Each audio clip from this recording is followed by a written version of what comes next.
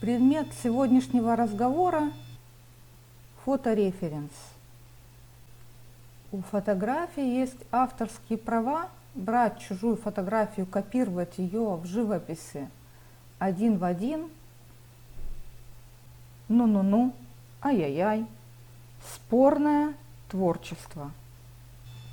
Разговор будет более предметным, если я покажу это на конкретной работе. По каким критериям я выбираю фотореференсы для своей живописи. Настроение. Его можно объединить с движением в листе.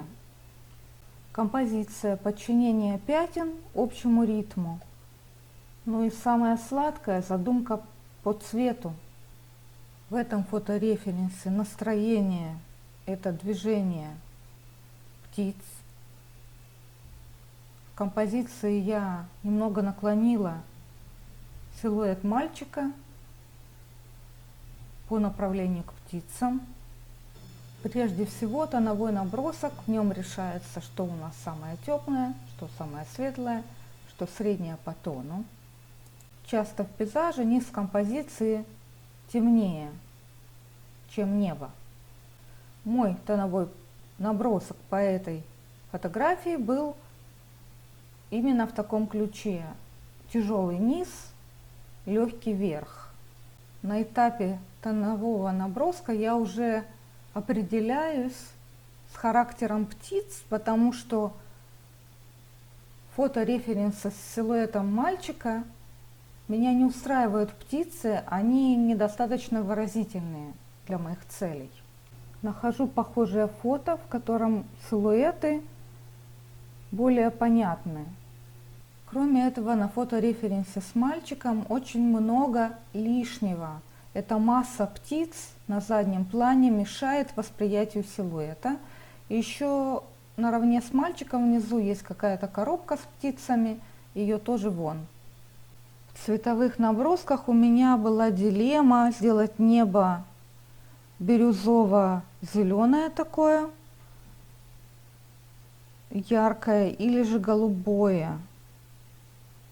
Выбрала все-таки вариант с голубым небом, потому что с основным фоном моим маджента, такой фиолетовый, теплый, с ним лучше работает голубой и коричневый.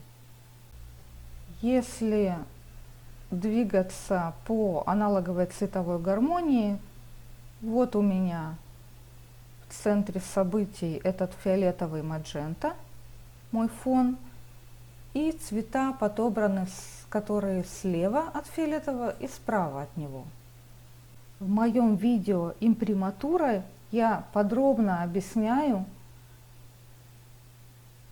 как для вашего удобства выбирать цвет подложки.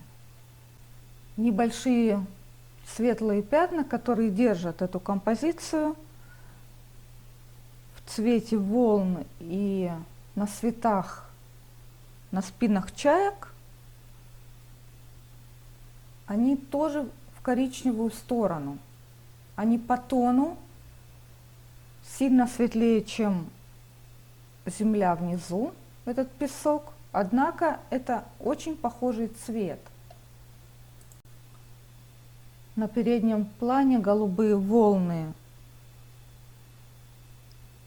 как будто отражение от неба, следовательно, взаимодействие с небом идет.